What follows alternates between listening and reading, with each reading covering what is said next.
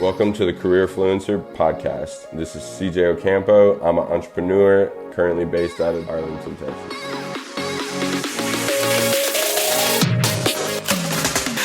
I'm gonna be honest, I had no idea what I wanted to do going out of college.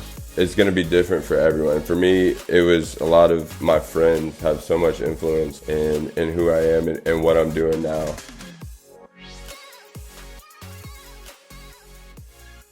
You know, the job I have now was not something I expected to be doing. When I graduated college, I had no idea what I wanted to do. I graduated with an advertising degree, and with that comes a lot of options.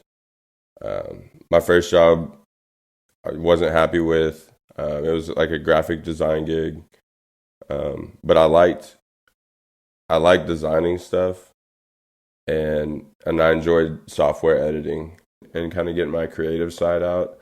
I like to see the options that you can do with different things, and making something that other people will like is kind of that mystery, because you're never gonna really know. I think in a lot of things, I don't think people are gonna like things that I like, which I'm okay with.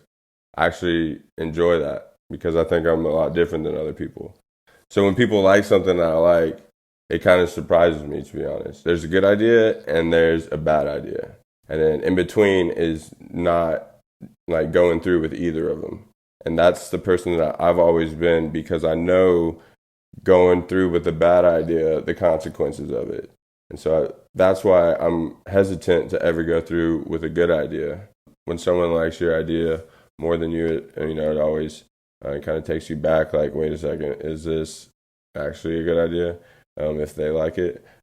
But with that, I think that's something you have to take in and kind of run with. A buddy of mine from college texted me, and basically what he said was, when are any of your ideas gonna, come to life? He was really supportive, and honestly, sometimes that support you don't get from a lot of people.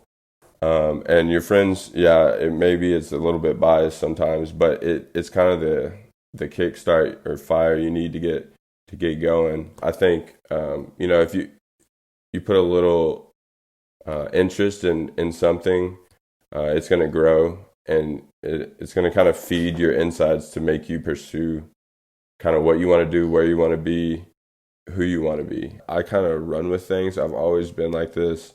And that's why I think this business is kind of, for me, it gives me the freedom to kind of do things how I want to.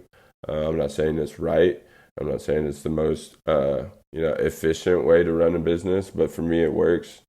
And I think that's how people have to go about it. If it works for you, that's all that matters. So I'd say, build your capital. I wish I would have saved money better, because I don't think I really kind of knew going into this how much money I would spend out of pocket right away, between the website, the trademark, these orders. You need to research all the avenues of which your business is probably going to run into.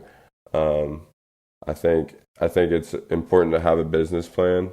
So, at this point in time, we're kind of taking it day by day, but super excited about where this is headed and where this is going. I think it's always important to, they say, everyone says this, and, everyone should, is to treat people how you should be treated.